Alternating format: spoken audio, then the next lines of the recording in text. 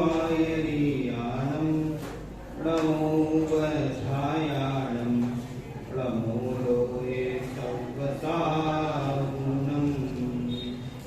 ओंकारं बिन्दुसंयुक्तं नित्यं ध्यायन्ति योगिनः कामदं मोक्षदं चैव ओंकाराय नमो नमः मंगलम भगवान वीरो मंगलम गौतमो गणी मंगलम कुंद कुंदार्यो जैन धर्मोस्तु मंगलम सर्वमंगल मांगल्यम सर्वकल्याणकारकम प्रधानम सर्वधर्माणां जैनम जयतु शासनम जैनम जयतु शासनम ज्ञान समान न आन जगत में सुख को कारण यह परमामृत जन्म जरा मृत्यु रोग निवारण सुर असुर इंद्र नरेंद्र वंदित कर्म मल निर्मल कर वृष तीर्थ के करतार श्री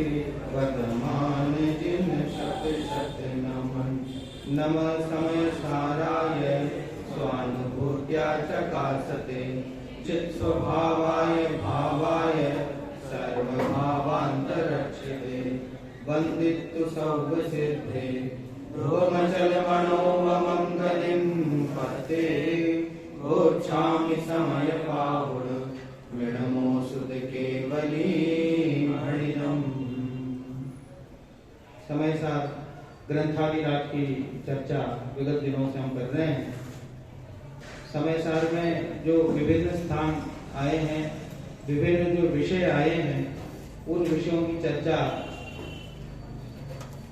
प्रसंग पाकर के हम कर रहे हैं। पहले जो चौथी गाथा है उसमें आचार्य देव ने इस अध्यात्म उपदेश की दुर्लभता को उन्होंने दर्शाया। पश्चात छठवीं सातवीं गाथा में दृष्टि के विषयभूत भगवान आत्मा किस प्रकार है, उसका स्वरूप क्या है, उसे देखने का तरीका क्या है, उसे समझाया। पश्चात निश्चय व्यवहार शैली में से यदि निश्चय नए के विषयभूत शुद्ध निश्चय नए के विषयभूत भगवान आत्मा को ही अगर समझना है तो व्यवहार का उपदेश क्यों दिया गया है जिनागम में, व्यवहार के उपदेश की आवश्यकता क्यों है, ऐसा प्रश्न उठने पर लगभग 8वीं गाथा से लेकर के आगे की समस्त गाथाओं में व्यवहार का निषेध और निश्चय का ग्रहण, इस बात पर उन्होंने प्रकाश डाला। और साथ में ये संतुलन भी साथ में करते गए कि यद्यपि व्यवहार का अपना स्थान है दिनागम में, व्यवहार का निषेध नहीं करना है। टीकाकारों ने और उसके बाद भावार्थ लिखने वाले सभी विद्वानों ने इस बात का ध्यान रखा और बराबर इस बात को उन्होंने स्पष्ट किया मूल गाथा के साथ साथ। यद्यपि कल्याण तो निश्चय नए के विषयभूत भगवान आत्मा को समझने से होगा, परंतु इससे तात्पर्य ये नहीं है कि व्यवहार नए का हम लोप कर दें, व्यवहार नए का निषेध कर दें। व्यवहार नए का निषेध करना तब सार्थक होगा जब निश्चय नए की विषयभूत वस्तु में लीनता होगी। शुद्ध नए के विषयभूत जो विषय है उस भाव को जो जिन्होंने प्राप्त कर लिया है, उत्कृष्ट भाव को जिन्होंने प्राप्त कर लिया है, अब उन्हें व्यवहार नए की आवश्यकता नहीं है।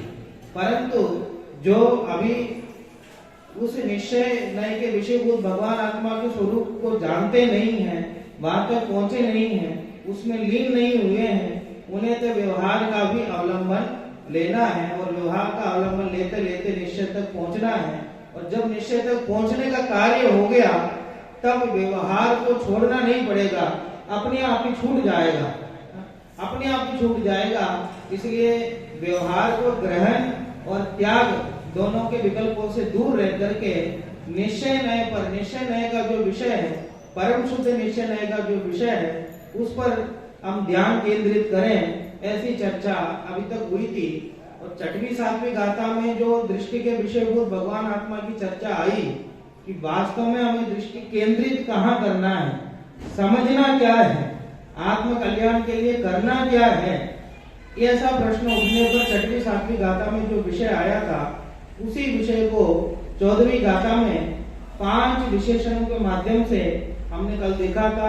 और पांचों विशेषणों को अबद्ध स्पष्ट है, अनन्य है, नियत है, अविशेष है, असंयुक्त है, ऐसा जो भगवान आत्मा है और आत्मा को जो इस तरह से देखता है उसे शुद्ध नहीं उन्होंने कहा। और शुद्ध नहीं कहा फिर उसके पश्चात 15वीं गाथा में ऐसा कहा कि जो आत्मा को अबद्ध स्पष्ट देखता है, अनन्य देखता है, नियत देखता है, अविशेष देखता है, असंयुक्त देखता है, वो समस्त जिन शासन को देखता है, जिन शासन को समझता है। 15वीं गाथा में सीधा उन्होंने कह दिया शुद्ध नहीं के विषयभूत भगवान आत्मा को जो देखता है वो सच्चे मायने में जिन शासन को जानता है। जिन शासन को जानने वाला वही है, जिनवाणी के सार को जानने वाला वही है। कोटि ग्रंथ को सार यही है, करोड़ों ग्रंथों का सार यही है, पूरे द्वादशांग का सार यही है कि 100 पर वेद विज्ञान उसे नहीं है तो वो ज्ञान किसी काम का नहीं है। भले 11 अंगों का ज्ञान हो जाए तो भी वो ज्ञान किसी काम का नहीं है। 100 पर वेद विज्ञान नहीं है, शुद्ध निश्चय नहीं से अपने आत्मा को देखना नहीं जानता तो फिर उसे वो जो तत्व ज्ञान हुआ है, वो जो जिनवाणी को जानने का ज्ञान हुआ है, वो ज्ञान किसी काम का नहीं है। कुंदकुंदाचार्य उसको शुद्ध ज्ञानी कहने को तैयार नहीं है। और जो केवल इस बात को जानता है कि शुद्ध नय से आत्मा अबद्ध स्पष्ट है, अनन्य है, नियत है, अविशेष है और असंयुक्त है, इतनी बात को जानता है तो पूरे जैन शास्त्रों को जानता है, जैन शास्त्रों के मर्म को जानता है। केवल इतना ही जानना, बस इतना ही जानना पर्याप्त है। जीव जुदा पुद्गल जुदा, यही तत्व को सार, बाकी जो कुछ और है यही को विस्तार, इतना जो जानता है कुंदकुंदाचार्य कहते हैं वो सच्चे मायने में शुद्ध ज्ञानी है और समस्त जिन शासन को समझता है। मुख्य प्रयोजन बुद्ध को नहीं समझे और केवल ज्ञान ज्ञान ज्ञान ही करते जाए और क्रिया क्रिया ही करते जाए, पर वास्तविक जो बात है उस बात को नहीं समझे, वेद विज्ञान की ज्योति नहीं जले अपने अंदर से, तो जो भी हम ज्ञान प्राप्त करते हैं वो सब कोई कार्यकारी नहीं है। कुंदकुंदाचार्य तो अपने कोर्ट से उसी को बरी करते हैं। कुंदकुंदाचार्य जज हो जिस कोर्ट में, उस कोर्ट में तो वही बरी हो सकता है जो शुद्ध नय से आत्मा को जानता है, शुद्ध नय से आत्मा का स्वरूप क्या है ये जानता है। उसके अलावा बाकी सबको कहते हैं सब अपराधी हैं। और उसके पश्चात ये 16वीं गाथा में उन्होंने कहा कि दर्शन ज्ञान चरित्र को सब साधु जन सेवे सदा, तीन ही है आत्मा, ये दर्शन ज्ञान चरित्र यही आत्मा है, इसलिए एकमात्र इस आत्मा की सेवा में ही लग जाओ। दर्शन ज्ञान चरित्र की सेवा करो या आत्मा की सेवा करो, बात एक ही है। कथन करके विकल्प करने का निषेध किया गया है। जब तक उसमें कथन क्या विकल्प करते रहेंगे, गुण भेद भी करते रहेंगे कि आत्मा का गुण है, ऐसा है वैसा है, ऐसा विकल्प जब तक होता रहेगा तब तक निर्विकल्प आत्मा अनुभूति नहीं हो सकेगी। परम शुद्ध निश्चय नहीं का जो विषय है वो भी उपादेय उसको कहा विकल्पात्मक दृष्टि से नहीं है। विकल्प ही करते रहेंगे तो आत्मानुभव नहीं होगा। आत्मानुभव जो होता है वो निर्विकल्प होता है। टोडरमल जी ने तो ऐसा लिखा रहस्यपूर्ण चिट्ठी में कि शास्त्रों के माध्यम से आत्मा के स्वरूप को जानता है, जान करके उसमें परिणामों की मग्नता करता है कि मैं ऐसा ही हूँ, ऐसा ही हूँ, मेरा स्वरूप ऐसा है, ऐसा बारंबार चिंतन मनन करता है। और चिंतन मनन करते करते जब वो एक निश्चिंत अवस्था में पहुंच जाता है जहां विकल्पों का कोई काम नहीं है, उस अवस्था का नाम आत्मानुभव है। शास्त्रों के माध्यम से समझता है और परिणाम मग्न करता है। परिणाम मग्न करके जब निर्विकल्प अवस्था में पहुंच जाता है, विकल्प अवस्था में से निर्विकल्प अवस्था में पहुंचता है, उसका नाम आत्मानुभव है। ऐसा लिखा कि परम शुद्ध निश्चय नहीं के विषयभूत भगवान आत्मा का ग्रहण तो होगा, पर परम शुद्ध निश्चय नहीं भगवान आत्मा के विकल्प नहीं होगा। वहां जो आत्मानुभव दशा है उसमें कोई संशय नहीं है, वहां भी विकल्पों का कोई काम नहीं है। पर समझने के लिए पहले आत्मा का स्वरूप समझने के लिए उसे भेद करके समझा जाता है। दादा ने नए चक्र में बहुत सुंदर उदाहरण दिया है। जिस प्रकार कोई सभा बैठी हो, सभा, उन्होंने प्रमाण दृष्टि और नयन दृष्टि को समझाने के लिए एक उदाहरण उन्होंने दिया इस प्रकार का। जिस प्रकार एक सभा बैठी हो, बहुत सारे लोग बैठे हों, एक फोटो खींचे जिसमें सारी सभा आ जाए, सारी सभा और वक्ता सब आ जाए, उसमें एक फोटो ऐसे खींचे, हम उसको देखेंगे तो समझ नहीं पाएंगे उसमें कौन है क्या है पूरी बात, ठीक है। पर एक वक्ता की अलग फोटो हो, पुरुष वर्ग की अलग फोटो हो, पुरुष वर्ग में आगे बैठे उनके अलग फोटो हो, पीछे बैठे उनके अलग फोटो हो, और महिला वर्ग की फोटो, सब ये अलग अलग फोटो देख करके फिर जब वास्तव में हम देखेंगे वो जो पूरी फोटो है, फिर वो अलग तरह से वो नजर आएगा, उसका भाव वासन अलग होगा। तो ऊपर ही देखते रहेंगे तो समझ में नहीं आएगा कौन वक्ता है, वक्ता का हाव भाव क्या है, श्रोताओं का हाव भाव क्या है, कुछ समझ में नहीं आएगा। जब तक गहराई में नहीं जाएंगे तब तक समझ में नहीं आएगा। अगर गहराई में जाने के बाद से कोई केवल वक्ता को ही देखते रहे, वक्ता को ही केवल देखते रहे, तो श्रोताओं में क्या हाव भाव है ये समझ में नहीं आएगा। और केवल श्रोताओं को ही देखते रहे तो वक्ता क्या कहना चाहता है, वक्ता की बात श्रोताओं तक पहुंच रही कि नहीं है, ये नहीं समझ पाएगा। इसलिए गहराई में जाना, एक एक पक्ष को देखना जरूरी है, और देख करके वापस ऊपर आना भी जरूरी है, अन्यथा समस्त द्रव्य का अनुभव नहीं हो पाएगा। वो नए दृष्टि और प्रमाण दृष्टि को उन्होंने समझाया। वैसे ही आत्मा में दर्शन है, ज्ञान है, चारित्र है, ऐसे गुणों का परिचय प्राप्त करके, उनके स्वभाव का परिचय प्राप्त करके अंत में वापस मैं ऐसा ही हूँ, ऐसी श्रद्धा करना, ऐसे चिंतन मनन करना, ये वास्तव में आत्मानुभूति करने की पहल है। ये प्रारंभिक दशा है आत्मा को समझने का, आत्मा के अनुभव करने का। इसलिए यहाँ पे कुंद आचार्य ने कहा कि दर्शन ज्ञान चारित्र का सेवन करो। 17वीं 18वीं गाथा में उसी बात को उदाहरण के माध्यम से समझाया। यह निर्पति है, यह जानकर अर्थात जन सेवा करें, अनुसरण उसी का ही करें, अति प्रीति से सेवा करें। निर्पति है माने राजा है, इसे राजा जान करके लोग उसकी सेवा करते हैं, अनुसरण करते हैं और अति प्रीति से सेवा करते हैं, बहुत प्रीति पूर्वक कार्य करते हैं। अब निर्पति राजा वाली बात तो क्या समझ में आएगी? सरकारी नौकरी समझ लो आप, तो आज के जमाने में ये जानते हैं कि बीएड हम कर लेंगे और परीक्षा की तैयारी करेंगे, अच्छे अंक लाएंगे तो सरकारी नौकरी मिल जाएगी। इसलिए बहुत अच्छे से पढ़ाई करता है, किसी को समझाने की आवश्यकता नहीं पड़ती है। जिसे ये बात जज जाए कि हमें तो सरकारी नौकरी ही चाहिए, तो उसे फिर उसको तैयारी के लिए जगाना नहीं पड़ता, फिर समझाना नहीं पड़ता, तो खुद ही उठ जाता है, खुद ही जल्दी उठ जाता है, और खुद ही तैयारी करने लगता है, खुद ही 4 प्रकार के विषय खुद ही समझने लगता है, लोगों से पूछने लगता है कि भैया कैसे प्रश्न आते हैं और कैसे उत्तर लिखने होते हैं। क्यों? क्योंकि उसके लक्ष्य में है वो सरकारी नौकरी है, क्योंकि सरकारी नौकरी मिल जाएगी तो आसानी से जीवन कट जाएगा, कुछ करने की आवश्यकता नहीं पड़ेगी, बहुत अच्छे से हो जाएगा सारा काम। इसलिए बहुत प्रीति से सेवा करता है कि कैसे भी करके मिल जाए, इस बात का बहुत पुरुषार्थ करता है। ऐसे उस जमाने में राजा के यहाँ कार्य करने के लिए करते होंगे, तो कुंद आचार्य ने ऐसा उदाहरण दिया, यह निर्पति है जानकर अर्थार्थी जन, अर्थ अर्थी, जिसका अर्थ ही अर्थ है। क्या मतलब? एक अर्थ का अर्थ है कि धन, और दूसरे अर्थ का अर्थ है प्रयोजन। जिनका धन ही प्रयोजन है, तो जिनसे धन मिलना संभव हो ऐसे लोगों की सेवा करते हैं। और यहाँ वो तो उदाहरण हुआ, कुंद आचार्य उसके बदले में क्या कह रहे हैं कि जिन्हें आत्मा ही प्रयोजन है, सुख प्रयोजन है, मोक्ष प्रयोजन है, तो वो क्या करें? आत्मा की सेवा करें, आत्मा के बारे में सुने, समझे, गुण वेद से समझे उस बात को, दर्शन ज्ञान चारित्र की उपासना करें, आत्मा की उपासना करें तो आत्मा समझ में आएगा। जिसे धन की उपासना करना हो, धन की प्राप्ति करना हो, वो धन की उपासना करें, जिसके पास धन है उसकी उपासना करें। और हमें तो ज्ञान की उपासना करना है, तो जिसके पास ज्ञान हो उसकी उपासना करें। तो ज्ञान किसके पास है? ज्ञान आत्मा के पास है।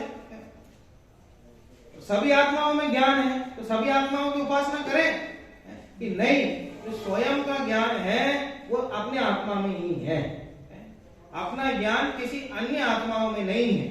अपने अपने आत्मा में उनका ज्ञान तो है, पर उस ज्ञान का स्वयं से कुछ लेना देना नहीं है। पर अपना ज्ञान जो अपने आत्मा में है, अगर वास्तव में आत्मा की प्राप्ति हमें चाहिए तो ज्ञान दर्शन चारित्र की उपासना करने की बात कह रहे हैं।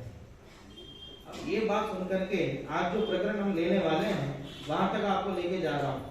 ये बात सुनकर के शिष्य ये कहता है, एक तरफ तो आप कहते हो कि आत्मा तो सदा ही विद्यमान है और आत्मा में ज्ञान भी सदा विद्यमान है, दूसरी तरफ ये कहते हो कि आत्मा की उपासना करो।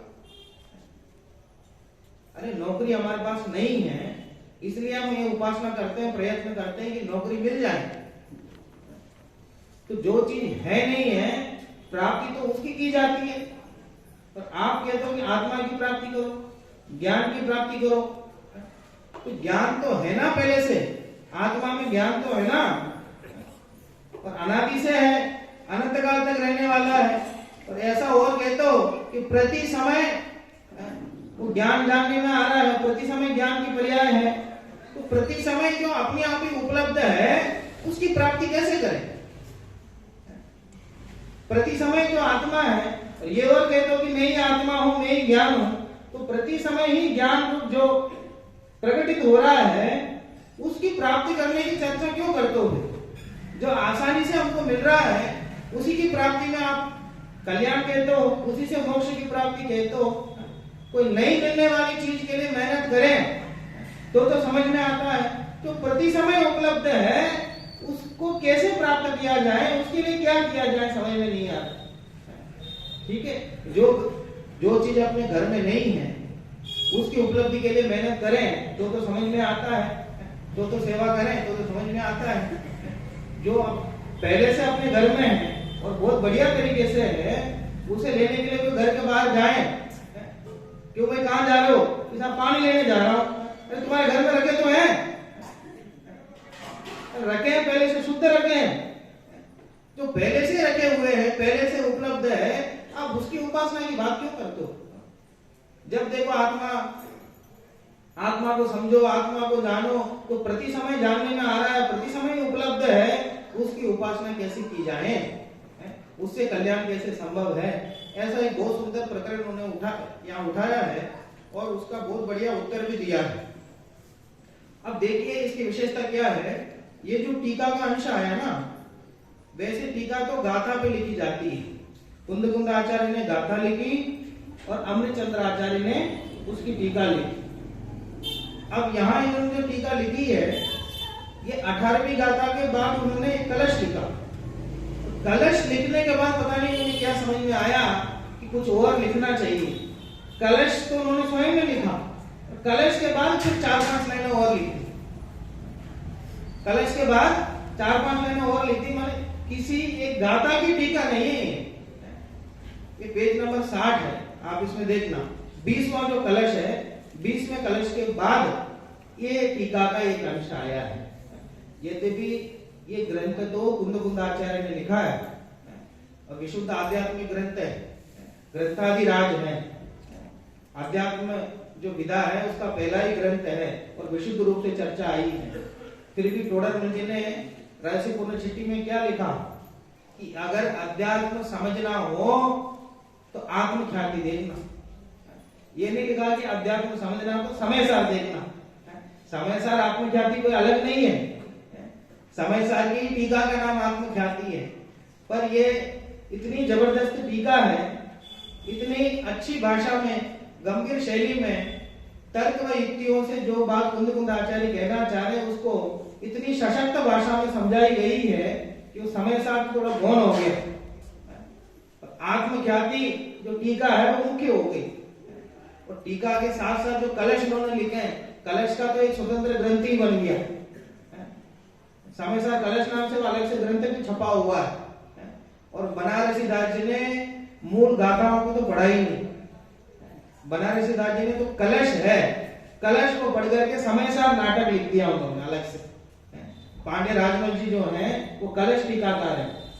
इसमें जो आए हुए कलश हैं, कलशों की टीका उन्होंने की है। और बनारसी दास जी ने पांडे राजमल जी का अनुसरण किया है। इसलिए केवल कलशों में ही पूरे समय सार का विषय जो है उसकी विषय वस्तु आ जाए, इतना सुंदर इन्होंने प्रतिपादन अमृतचंद्र आचार्य ने किया है। अब ये प्रकरण यहाँ विशेष रूप से ले रहे हैं, क्या प्रश्न उठाया, क्या जवाब दिया, देखिए। आचार्य अमृतचंद्र ने आत्मानुभव की पावन प्रेरणा से परिपूर्ण यह कलश लिखने के बाद जो टीका लिखी है उसका भाव इस प्रकार है। आत्मानुभूति की प्रेरणा उन्होंने दी 20वें कलश में। अब उसके बाद टीका का एक अंश आया। प्रश्न है, आत्मा तो ज्ञान के साथ तादात्म्य स्वरूप है, अतः वह ज्ञान की उपासना निरंतर करता ही है, फिर भी उसे ज्ञान की उपासना करने की प्रेरणा क्यों दी जाती है? ये शिष्य का प्रश्न है। शिष्य ये पूछना चाहता है कि ये बताओ कि आप आत्मा और ज्ञान अलग है क्या? आत्मा है और ज्ञान है, दोनों अलग अलग है? बोलो, अलग अलग है क्या? अलग नहीं है। तो ज्ञान और आत्मा एक ही हुआ ना। तो अगर जब दोनों ही तादात्म्य स्वरूप है, तादात्म्य स्वरूप है, तीन संबंधों की चर्चा आगे करता करूं अधिकार में आएगी। तादात्म्य सिद्ध संबंध, संयोग सिद्ध संबंध और एक क्षेत्र अवगाह संबंध। आत्मा का ज्ञान के साथ तादात्म्य सिद्ध संबंध है। जैसे शक्कर में मिठास, शक्कर है और मिठास है, और शक्कर और मिठास दोनों अलग अलग है। और शक्कर को अलग कर देंगे तो मिठास बचेगी ना उसमें, या मिठास को अलग कर देंगे तो उसमें शक्कर बचेगी। अरे दोनों को अलग ही नहीं किया जा सकता, दोनों की सत्ता एक है, दोनों एक ही हैं। उसको बोलते हैं तादात्म्य सिद्ध संबंध। संयोग सिद्ध संबंध है। आत्मा और राग में संयोग सिद्ध संबंध है। राग का तो संयोग हुआ है, अन्य परिद्रव्यों की तो चर्चा ही नहीं करना चाहते हैं कुंद आचार्य, शरीर आदि की तो चर्चा ही नहीं करना चाहते हैं। राग को ही कह रहे हैं संयोग है, कि राग का ही संयोग है। तो राग, आत्मा को रागी कहना या आत्मा का राग है ऐसा कहना, यह संयोग सिद्ध संबंध का कथन है, संयोग से किया गया कथन है, वास्तव में तो है नहीं। और एक क्षेत्र अवगाह रूप संबंध, ये तीसरा संबंध है कि आत्मा शरीर के साथ एक क्षेत्र अवगाह रूप से रह रहा, बस इतना सा है, इतना संबंध है, और कोई संबंध है कि साहब उनसे आपका क्या संबंध है कि साहब वो हमारे पड़ोसी हैं? नहीं साहब, आप तो इतना अच्छा व्यवहार करते हो उनसे, आप जो भी चीजें बनाते हो आप उनको लेके जाते हो, तो परेशान हो जाए, बीमार हो जाए, आप उनको संभालते हो, इतने अच्छे से ध्यान रखते हो, आपके कुछ लगते तो? अरे नहीं साहब, कोई रिश्तेदार नहीं है, नहीं चाचा होंगे आपके साथ, कुछ नहीं है, तो क्या है? पड़ोसी है, बस और कुछ नहीं, केवल पड़ोसी है। तो शरीर के साथ क्या संबंध है साहब? आप इतना ध्यान रखते हो, सुबह से लेकर के रात्रि तक सारा ध्यान जो है इसी के लिए लगाते हैं, इसी पर ध्यान रखते हैं कि साहब ज्यादा मोबाइल में चलाओ, क्यों? कि साहब आंखें खराब हो जाएगी। अरे हमारा जो ज्ञान है वो परिद्रव्यों को जानने में जा रहा है, विषयों में लीन हो रहा है, तो ज्ञान की बर्बादी हो रही है, स्वयं को नहीं जान रहा है, ये नुकसान उसको समझ में नहीं आ रहा। और जो आंखों को जो नुकसान हो रहा है वो जल्दी समझ में आ जाता है। आंखों में दर्द होए तो तुरंत बंद कर देता है। और जो ज्ञान की बर्बादी हो रही है, स्वरूप को नहीं जानते हुए जो नुकसान हो रहा है वो तो किसी को ख्याल में नहीं आता। क्यों? क्योंकि पड़ोसी का ज्यादा ध्यान रखता है। मैं जब बचपन में वहां गांव में खेलता था तो मेरी मम्मी मुझे इस बात को लेकर बहुत डांटती थी। क्यों? तो गांव वाले दूसरे लोग जो होते हैं ना, कोई बुजुर्ग हो, कोई बड़े हो, तो कुछ पैसे देके कहते थे दुकान से वो चीज लेके आओ, तो मैं दौड़ के चला जाता था। अब जब मेरी मम्मी बोलती थी मुझसे ये चीज लेके आओ तो टाल देता था, तो मैं नहीं जा रहा, कि घर पे तो अपना अधिकार चलता है। और जो बड़े बुजुर्ग होते हैं तो उनका सम्मान करते हैं, तो उनका काम कर देते हैं। तो मम्मी ये कहती थी दूसरों का काम तो दौड़ दौड़ के करता है, अपना काम बोले तो करता नहीं है, नालायक। तो ऐसे ही ये पड़ोसी का काम तो बहुत अच्छे से करता है, तो उसका बहुत अच्छे से ध्यान उसमें रखता है। जब अपनी बात आती है, अपना काम करना है, तो वहां सब भूल जाता है, वहां उसकी तरफ ध्यान नहीं देता। ये स्वभाव है, ये अनादिकालीन स्वभाव है। दूसरों का तो अच्छे से ध्यान रखता है, जब बात स्वयं की आती है, अपनी ओर ध्यान देना है तो नहीं देता। तो वही बात यहाँ कह रहे हैं कि साहब जब आत्मा और ज्ञान में तादात्म्य सिद्ध संबंध है, दोनों एक में हो रहे हैं, दोनों में कोई भेद नहीं किया जा सकता, दोनों को अलग ही नहीं किया जा सकता, तो ज्ञान की उपासना तो सहज ही करता है ना। फिर भी उसे ज्ञान की उपासना करने के लिए क्यों प्रेरणा दी जाती है? बार बार ऐसा क्यों कहा जाता है कि ज्ञान की आराधना करो, ज्ञान की आराधना करो, भेद विज्ञान करो, भेद विज्ञान करो? तो ज्ञान आत्मा तो अलग है ही नहीं है। तो ज्ञान को पहचानने की चर्चा क्यों करते हो? मैं ही ज्ञान हूं, आत्मा भी मैं ही हूं और मैं ही ज्ञान हूं, मुझे मेरी उपासना कैसे करें? उपासना तो हो ही नहीं अनादिकाल से। जब ज्ञान भी मैं ही हूं, आत्मा भी मैं ही हूं, तो अनादिकाल से उपासना तो हो ही रही ना। ये बार बार ये प्रेरणा क्यों देते हो? तो उसका उत्तर वो दे रहे हैं, ऐसी बात नहीं है। पहले ही वाक्य में मना कर दिया। और टोडरमल जी का अलग शैली है। टोडरमल जी तो कहते हैं तुमने कहा सो ठीक, परंतु, लेकिन अमृतचंद्र आचार्य की शैली अलग है। तो पहले वाक्य में मना कर देते हैं, ऐसी बात नहीं। पहले ही शंकाकार को पहले आश्वस्त कर देते हैं कि तुम्हारे मन रखने वाला कोई जवाब देने वाले नहीं है। पहले शब्द में उन्होंने कह दिया ऐसी बात नहीं है, यद्यपि आत्मा ज्ञान के साथ तादात्म्य स्वरूप है। यद्यपि यह बात तो सत्य है कि ज्ञान और आत्मा में कोई भेद नहीं है, तादात्म्य स्वरूप है, दोनों एक में हैं। तथापि वह एक क्षण मात्र भी ज्ञान की उपासना नहीं करता। सच्चाई तो यह है कि अनादिकाल से साथ होने पर भी, एक में होने पर भी वह जो ज्ञान है, ज्ञान की उपासना नहीं करता। आत्मा ज्ञान की उपासना नहीं करता। ज्ञान की प्रतिपल उठे तरंग, झांकता उसमें आत्मराम। ज्ञान की प्रतिपल में, प्रत्येक समय में उठे तरंग, तरंग माने पर्याय, ज्ञान की प्रत्येक पर्याय में झांकता उसमें आत्मराम। प्रत्येक पर्याय में, ज्ञान की प्रत्येक पर्याय में, प्रति पर्याय में, प्रति समय में आत्मा राम दिखाई देता है, भगवान आत्मा उसमें दिखाई देता है, प्रति पर्याय में, प्रति समय। अभी इसी समय जो पर्याय मेरे शब्द या जो पुद्गल के शब्द आपके कानों में पढ़ रहे हैं, उन शब्दों का जो ज्ञान आपको हुआ, वो ज्ञान किससे हुआ?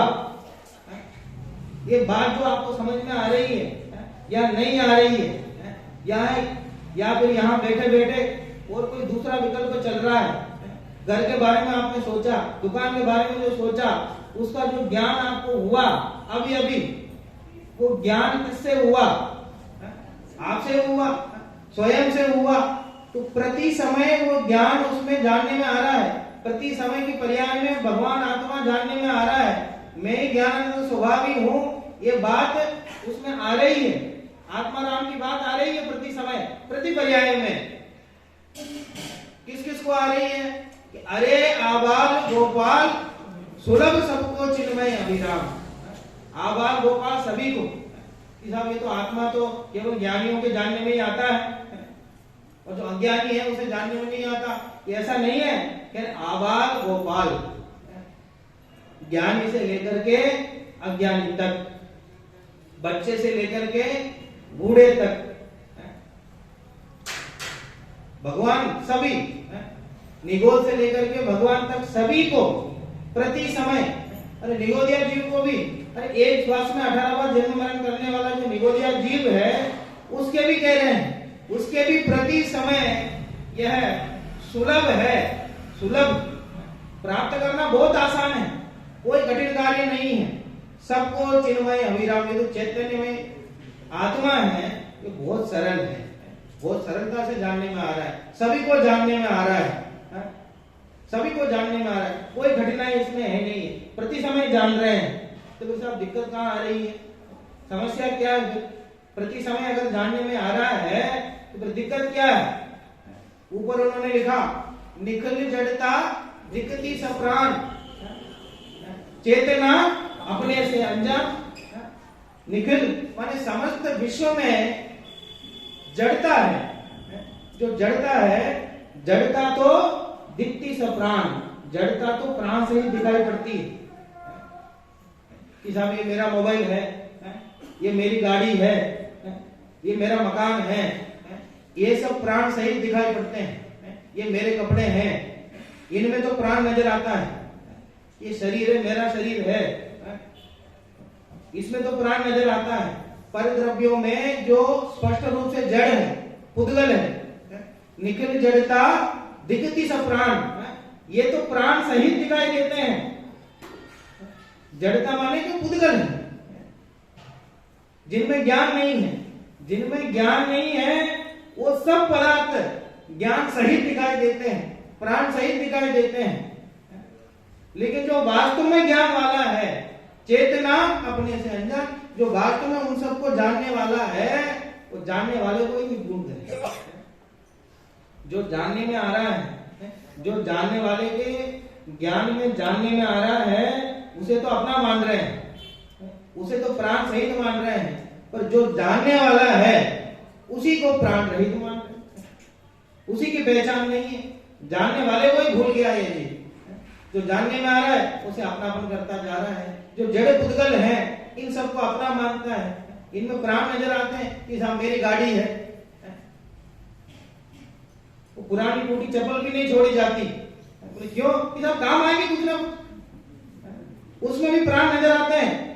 जो जड़ है उसमें भी प्राण नजर आते हैं। पुरानी सी पुरानी चीजें भी इकट्ठी करके रख लेता है कि साहब कभी ना भी काम आएंगे, कि साहब हमारे पूर्वजों के हैं, इसको फेंका नहीं जाता।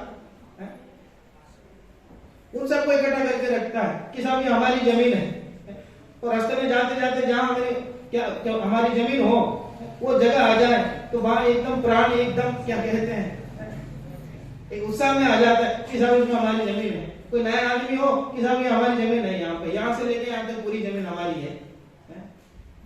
उसमें तो हमारापन दिखाई देता है, उसमें तो चेतनापना दिखाई देता है। और जो वास्तव में चेतन है उसमें चेतनपना दिखाई नहीं देता। इसलिए समस्त जो विश्व है वो जड़ है। अन्य जीव द्रव्य भी इसके लिए जड़ के समान ही है। वो सब प्राण सहित नजर आते हैं, पर वास्तव में जो जानने वाला है वो जानने वाला मैं हूं। वास्तव में प्राण तो उसमें है, चैतन्य प्राण तो उसमें है, उस बात को भूल जाता है।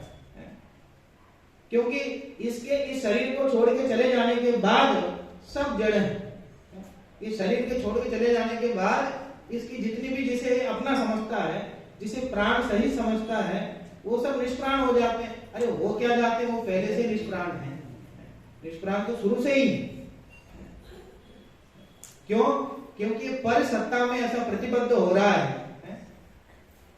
तो दूसरों की सत्ता है, जड़ की सत्ता है, पुद्गल की सत्ता है। पुद्गल की सत्ता में इस प्रकार प्रतिबद्ध हो रहा है, वो जानने वाले को ही भूल गया। जो परिद्रव्य उसमें जानने में आ रहे हैं वो ज्ञान स्वभाव की महिमा है। जिस प्रकार दर्पण की स्वच्छता है कि उसमें समस्त पदार्थ दिखाई देते हैं, ये तो दर्पण की विशेषता है, ये तो दर्पण का गुण है। पर दर्पण में जो पदार्थ उसमें दिखाई देते हैं वो पदार्थ को तो पहचान लेता है, पदार्थ को तो समझ लेता है, पर वो दर्पण की जो विशेषता है उसे नहीं समझ पाता। वैसे शरीर जानने में आया, ये तो शरीर एक क्षेत्राभास संबंध से रूप से जानने में आया। ये शरीर अत्यंत नजदीक रूप से जानने में आया। और आगे जाकर के कहीं अमृतचंद्र आचार्य ने तो ये लिखा कि राग जानने में आया है, आत्मा में राग हुआ नहीं है। आत्मा ने राग को नजदीक से जाना है, बस राग हुआ नहीं आत्मा में, राग पैदा नहीं हुआ। आत्मा ने राग को जाना है, शरीर को जाना है। तो जो शरीर जानने में आया, जो राग जानने में आया, उसे तो अपना मानता है, उसमें तो अपनापन करता है। तो जिसके माध्यम से जानने में आया उसमें अपनापन नहीं है। देखिए वही बात इसमें कह रहे हैं, आत्मा तो ज्ञान के साथ तादात्म्य स्वरूप है, अतः वह ज्ञान की उपासना निरंतर करता ही है। फिर भी उसे ज्ञान की उपासना करने की प्रेरणा क्यों दी जाती है? उत्तर, ऐसी बात नहीं है। यद्यपि आत्मा ज्ञान के साथ तादात्म्य स्वरूप है, एकमेव रूप है, तथापि वह एक क्षण मात्र भी ज्ञान की उपासना नहीं करता। अगर एक क्षण मात्र के लिए भी अगर उपासना की होती तो संसार में नहीं भटक रहा होता। तो अभी तक उपासना नहीं की है, इसलिए यहाँ पर है, क्योंकि ज्ञान की उत्पत्ति या तो स्वयं बुद्धत्व से होती है या बोधि बुद्धत्व से होती है। यद्यपि ज्ञान स्वभावी होने पर भी, ज्ञान के साथ एक में होने पर भी ज्ञान स्वभाव की प्राप्ति तो तभी होगी, कब? या तो स्वयं बुद्धत्व या बोधि बुद्धत्व, या तो क्या है, इसको और आगे समझा रहे हैं। इसको तात्पर्य यह है कि या तो काल लब्धि आने पर स्वयं ही जान ले, या फिर कोई उपदेश देने वाला मिल जाए तब जाने। ये विडंबना है। यद्यपि अपना ही स्वभाव होने से अपनी ही बात है, अपना ही स्वरूप है, और 24 घंटे प्रति समय हम उसको जानते हैं, पर उसको पहचान नहीं पा रहे हैं। और पहचानेंगे कब? कि जब कोई समझाए। जब शेर की पर्याय में जब शिकार कर रहा था, जब दो मुनिराज आकर के समझाए, तुम क्या कर रहे हो, तुम तो परद्रव्यों से अपने आप को भिन्न जानो। कहा ये शेर की पर्याय में ही अपने आप को जो पर्याय प्राप्त हो गई उसी में अपनापन क्यों करते हो? तुम तो अनादि निधन हो, कभी तुम्हारा नाश नहीं होने वाला है, अपने आप को जानो। ऐसा कोई समझाए तब होता है, या काल लब्धि आने पर स्वयं होता है। कहने का तात्पर्य यह है, यहाँ निसर्गज और अधिगमन जो सम्यक दर्शन है उसकी ओर इशारा करना चाह रहे हैं।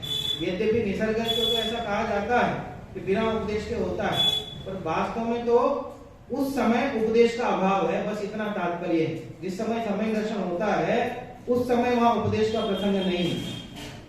जैसे शेर को उपदेश देने वाले मिले तो वो सम्यक दर्शन हुआ, तो वो तो कहलाएगा अधिगमन। तो जो निसर्गज है वो स्वयं होता है, तो स्वयं होता है तो भी ये समझ ले नरकों में कोई सम्यक दर्शन हो तो वो उसको तो हम निसर्गज कहें।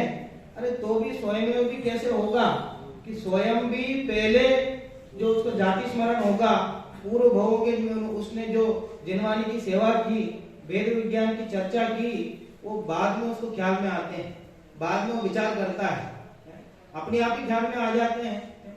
गुरुदेव फिर को ऐसे हो गया था, ऐसा अचानक ही जब वो क्या हाथी में बैठे तो उनकी धोती फट गई, जब श्वेतांबर दीक्षा ले रहे थे, तो उसी समय उनको ख्याल में आया कि कुछ तो गलत हो रहा है। उसी समय उनको ख्याल में आया। और भी अनेक ग्रंथों का अध्ययन किया है, दिगंबर शास्त्रों का जितना अध्ययन किया ना उतना ही उन्होंने श्वेतांबर शास्त्रों का भी अध्ययन किया, और वहां भी बहुत अच्छा स्थान मिला था उनको, बहुत बढ़िया साधु की पदवी वहां मिल गई थी। पर मन में कहीं ना कहीं ऐसा लगता था कि कुछ तो सही नहीं है, इसमें ये मार्ग कहीं ना कहीं गलत है, मैं जो प्राप्त करना चाहता हूं वो मेरे पास नहीं, ये वो बात इन शास्त्रों में नहीं मिल रही। तो बहुत खोज करते रहे, बहुत खोज करते रहे, पढ़ते रहे, जो अध्ययन में आया वो सब पढ़ते रहे। तो जैसे ही समय सार हाथ लगा तो मुंह से निकल गया यह तो अशरीरी होने का ग्रंथ है, और सच्चाई है। तब जाकर के उनकी खोज पूरी हुई। तो ये तो सब बिना उपदेश के हुआ ना। अरे ये भी उपदेश तो हुआ, ये तो कुंद आचार्य का उपदेश है ना, इसमें आचार्य रामचंद्र का उपदेश है ना। तो साक्षात भले उपदेश का अभाव हो, वो चाहे निसर्गज हो चाहे अधिगमज हो, दोनों ही जिनवानी के माध्यम से वस्तु स्वरूप का विवेचन करते हैं, उसका ही परिणाम है। अब भले हमको ऐसा लगे साहब हम तो बहुत पढ़ते हैं, बहुत सुनते हैं कि सम्यक दर्शन तो होता नहीं, हम तो बहुत कहते हैं हमें कुछ होता ही नहीं है कि साहब इसलिए हम कहना छोड़ देते हैं। ऐसा नहीं है। जो क्या कहते हैं मूलाचार ग्रंथ है उसमें लिखा कि विनय पूर्वक पढ़ा गया जो श्रुत है, बहुत विनय पूर्वक आपने पढ़ा, विनय पूर्वक चर्चा सुनी, भले अब समझ में नहीं आए तो भी भाव में आकर के सम्यक दर्शन का निमित्त बनता है। ये लिखा अभी भले समझ में नहीं आए, अभी कुछ भी नहीं समझ में आए, और समझ में आ जाए तो भी परिणाम नहीं दिखे कि साहब वेद विज्ञान तो हो नहीं रहा, तो समझ में तो नहीं आ रहा। वहां ठाकुरगंज गया था मैं 2-3 साल पहले 10 लक्षण में। वहां एक बुजुर्ग थे, 90-95 साल के करीब थे। तो मतलब मंदिर भी तो कम आते थे, और आते थे 2-3 लोग उनको साथ में लाते थे। लाके दर्शन करा के स्वाध्याय में बिठा करके, तो मैं जब वहां पे गया वो स्वाध्याय में तो कम बैठते थे, पर वे अपने घर बुला लेते थे मुझे। दिन का जो समय होता था, तो स्वाध्याय के बाद जो समय होता था, वो अपने घर बुलाते थे चर्चा करने के लिए। ये सब धीरे धीरे बता के 2-3 दिन बाद वो चर्चा की। कोई ऐसे विशेष चर्चा मुझे समझ में नहीं आई। मैंने पूछा क्या चाहते हैं आप, तो उन्होंने कहा, बहुत अच्छे व्यापारी थे वहाँ, ये इधर क्या राजस्थान की तरफ के लोग थे, पर बिहार में जाके वहाँ सेटल हो गए थे उससे पहले पीढ़ी में। तो उन्होंने कहा कि पंडित जी समय दर्शन चाहिए। क्या कहा? समय दर्शन चाहिए। क्यों साहब, क्या बात है, अचानक समय दर्शन की चिंता कैसी होगी आप? उम्र हो गई है, अब अगले भाव में कहाँ जाएंगे कुछ पता नहीं। अब अगर समय दर्शन नहीं हुआ तो दिक्कत हो जाएगी बाद में, इसलिए अब यहाँ से समय दर्शन लेके ही जाना है। कि ये क्या बोलते हैं, व्यापारी लोगों की सोच ऐसी हो सकती है कि अगले भाव की तैयारी में कि साहब अब आने वाला सीजन है, अब सब सामान भर के रख लो, नहीं तो दिक्कत होगी। अब यही सोच आप उसमें लागू कर लो कि अभी बस ये भाव छूटने वाला है, अभी तक तो सुध नहीं रही। ये तो भी बहुत अच्छे स्वाध्याय नहीं, बहुत मुझसे भी कई अच्छे प्रमाण उन्होंने दिए, बहुत बढ़िया बातें की, दिन भर पढ़ते रहते थे, अच्छा आचरण था। पर मैं सीधा उनको ऐसा कह नहीं सकता था, तो मैं तो 2-3 उनको प्रमाण दिया, सर्वासिद्धि वगैरह ग्रंथ सब समझाए उनको। पर इस बात को लेकर बहुत परेशान थे, मुझे समय दर्शन क्यों नहीं हुआ। एक दिन तो एकदम क्या कोई मतलब मुंह से गाली निकाल करके, मुझे समय दर्शन क्यों नहीं होता। इतना समय दर्शन के प्रति उनको ऐसा हो गया था कि अब मतलब समय दर्शन के बिना मुझे जाना ही नहीं इस भाव से। उनको समझाया, देखो समय दर्शन देखो यत्न साध्य नहीं है, सहज साध्य है। यत्न तो हम इतना ही कर सकते हैं, वेद विज्ञान की चर्चा कर सकते हैं, समझ सकते हैं, और होना तो वह अपने आप ही है, अपने आप ही होगा, समय पा करके होगा कि अपने हाथ में क्या है। कि साहब समय दर्शन प्राप्त करने के लिए हमें करना क्या, कुछ तो बताओ। कि ये वेद विज्ञान की चर्चा करो, आत्मा की बात सुनो, समझो, इसके अलावा अपने हाथ में कुछ नहीं ऐसा। मुझे तो अभी चाहिए समय दर्शन, कि अभी तुमने सुनी नहीं वो चर्चा, वो दिनागम समझ में नहीं आया है। जैसा होना है, जिस समय जैसा होना है वो उसी समय होता है। और ज्ञानी अरे समय दर्शन हो भी जाएगा तो पंचम काल में इसमें क्या, ये कोई इस बात की गारंटी नहीं है कि वो लगातार बना रहेगा, तो छूट भी सकता है। तो समय दर्शन तरफ क्यों देखना? अरे समय दर्शन भी जिसको विषय बनाता है, ऐसे द्रव्य स्वभाव की तरफ देखो ना। ऐसा बार बार कहते थे गुरुदेव श्री, समय दर्शन तो पर्याय है, पर्याय की तरफ दृष्टि क्यों जा रही है, उसकी महिमा क्यों आ रही है। समय दर्शन भी जिसे विषय बना रहा है, ऐसे त्रिकालीन ध्रुव तत्व की महिमा आनी चाहिए। तो आत्म तत्व की खबर मिल गई है, ये बात क्या कम है? उसी से कल्याण होगा, आज नहीं तो कल, कल नहीं तो परसों, परसों नहीं तो अगले भाव में, अगले भाव नहीं तो अगले भाव में। वो तीर्थंकर आदि के जो जीव हैं, उनके भी 2-3 भाव लगते हैं, पर इसको अभी चाहिए, अभी मोक्ष चाहिए। और विदेश क्षेत्र जाने की क्या व्यवस्था है कि साहब यहाँ नहीं तो विदेश क्षेत्र चले जाएंगे। अरे कोई चिंता करने की बात नहीं है, बहिरंग में कोई व्यवस्था बनाने की जरूरत नहीं है, स्वयं को पहचानने की जरूरत है, अपने आप से जुड़ने की आवश्यकता है। अपने आप से आप जुड़ोगे तो बहिरंग की व्यवस्थाएं अपने आप बन जाएगी।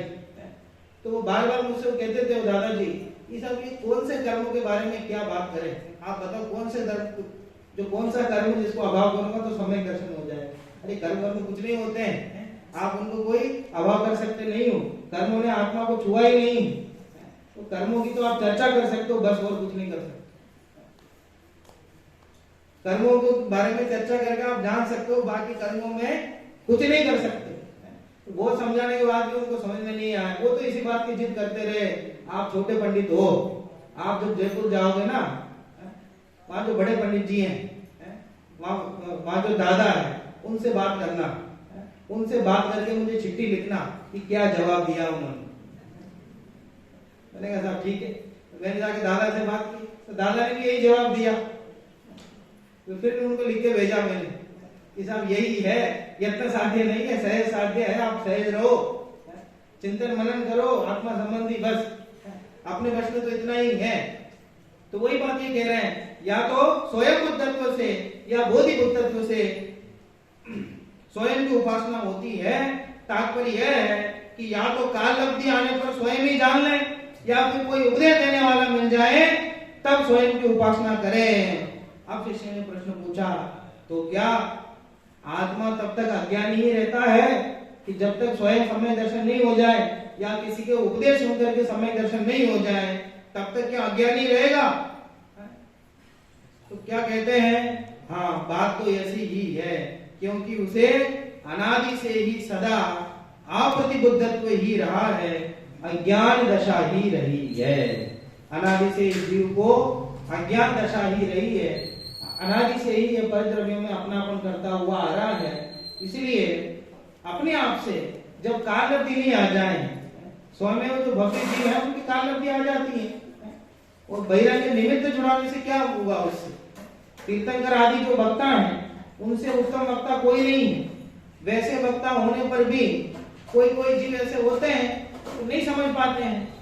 वहां समसरण में जाने पर भी इस बात की गारंटी थोड़ी है कि वहां आपको समय दर्शन हो जाएगा, कदाचित है। और समसरण में नहीं है और बाह्य निमित्त नहीं है और नरक आदि में भी समय दर्शन हो रहा है।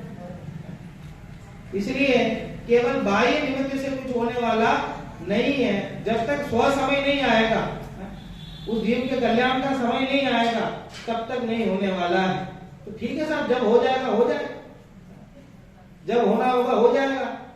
तो हमें क्यों कहते हो कि स्वाध्याय करने के लिए, स्वाध्याय करने के लिए क्यों बिठाते हो, पूजन करने के लिए क्यों बिठाते हो? जब होना होगा तभी होगा, जिस समय समय दर्शन होना होगा उसी समय होगा, अपनी काल लब्धि आने पर होगा। तो ये सब चर्चा करने के लिए क्यों कहते हो हम? और स्वाध्याय करने वालों को अच्छा क्यों कहते हो, प्रेरणा क्यों देते हो, रोजाना नियम पे दिलाते हो हमको? तो उन्होंने कहा कि जो जीव ऐसा है जिसकी काल लब्धि आनी है, उसी जीव के ऐसे परिणाम होंगे। जिसे मोक्ष जाना होगा, जिसे स्वयं की प्राप्ति होनी होगी, उसके स्वयं में भी ऐसे परिणाम आएंगे। उसको बिठाना नहीं पड़ेगा बुलाकर, उसको समझाना नहीं पड़ेगा, वो स्वयं में भी अपने आप से उस विषय को समझेगा, क्योंकि वो उसके कल्याण होना है, उसकी काल लब्धि आने वाली है। तो परिवर्तन अपने आप ही होगा, वो विषय अपने आप ही समझ में आएगा। पर काल लब्धि नहीं है तो भले तीर्थंकर भी समझाए तो भी वो विषय समझ में नहीं आएगा। स्व से ही सब कुछ है, स्व से ही कल्याण है, स्वयं से ही है।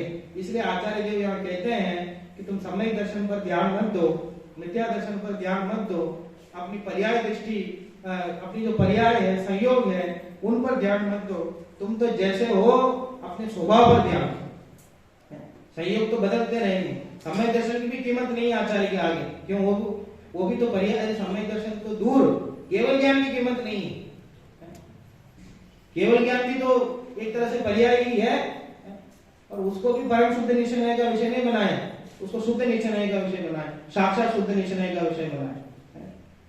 परम शुद्ध निश्चय का जो विषय है उसमें केवल आत्म स्वभाव को ही लिया उन्होंने, और कुछ नहीं लिया, भले केवल ज्ञानी क्यों ना हो। इसलिए आचार्य देव ने कहा कि पर्यायों से अपनी दृष्टि हटा करके मैं जो स्वयं ज्ञानवान हूँ, ज्ञान स्वभावी हूँ, पर उस पे ध्यान दो, उसी में ध्यान दो, और समय दर्शन, अज्ञान दशा आदि तरफ ध्यान मत दो। वो तो जब जैसा होगा, जिस जीव को सिद्ध पर्याय की प्राप्ति करनी होगी वो अपने आप आगे जाके करेगा। हमारा काम तो यही है, हमारा कर्तव्य तो यही है कि स्वभाव पर ध्यान दें, स्व में ध्यान दें, अपने आप को ज्ञान स्वभावी माने, आत्म स्वभावी माने, और उसी की उपासना करते रहें। बहिरंग अवस्थाएं अपने आप बदल जाएगी। ये बात है, ये पूरी टीका का सार है। और आगे 19वीं गाथा में उन्होंने कहा, इससे अगर आत्मा अज्ञानी रहेगा तो कब तक रहेगा, कुछ तो समय बता दो था। ऐसा नहीं सकता कि हम पूरी जिंदगी इसमें लगाएं और आप कह दो कि जब होना होगा तब होगा, ऐसा नहीं चलेगा। कोई तो समय बताओ साहब, हम इतनी मेहनत कर रहे हैं, इतना अपना समय दे रहे हैं, कल्याण का कोई तो समय बताओ। भले मोक्ष का नहीं बताओ तो समय दर्शन का तो समय बताओ। तो उन्होंने कह दिया कि जब तक कर्म नो कर्मों में अपनापन है, कर्म नो कर्मों में एकत्व महत्व बुद्धि है, तब तक अज्ञानी रहोगे। उन्हें समय नहीं बताया कि 100 साल, 200 साल, 300 साल, कि जब तक तुम्हारी बुद्धि पंचद्रव्यों में एकत्व ममत्व रूप हो रही है, तब तक अज्ञानी रहोगे। तो जिस समय ये बुद्धि छूट जाएगी उस समय ज्ञानी हो जाओगे। इससे ज्यादा क्या कहें, समय का कुछ लेना देना इसमें नहीं कि साहब हमारी बुद्धि तो छूट गई है तो हो गया समय दर्शन। अगर बुद्धि छूट गई है तो हो गया समय दर्शन कि साहब हमें तो ऐसा लग रहा है छूट गई, नहीं छूटी। अरे भैया इस बात में दिमाग लगाते ही क्यों? समय हमने समय दर्शन हो गया, इस बात की घोषणा करने से मिलने भी क्या वाला है? कुछ नहीं मिलने वाला है। जिस दिन हो जाएगा वो अपने आप दूसरों को पता चल जाएगा, और दूसरों को पता भी नहीं चलेगा तो क्या फर्क पड़ेगा। वहां जो नारकी है वो लड़ रहे हैं आपस में, सम्यक दृष्टि है, अपने आत्म स्वभाव को अपना मान रहे हैं, उनको नहीं पता तो उससे क्या लेना देना है। ये तो वास्तव में स्वात्मानुभव की चीज है, स्वात्मानुभव की चीज है, आनंद की चीज है। इसलिए इसे स्वयं में अपनापन करें। मैं आत्म स्वभावी हूँ, ज्ञान स्वभावी हूँ, ऐसा निर्णय हम सब करें।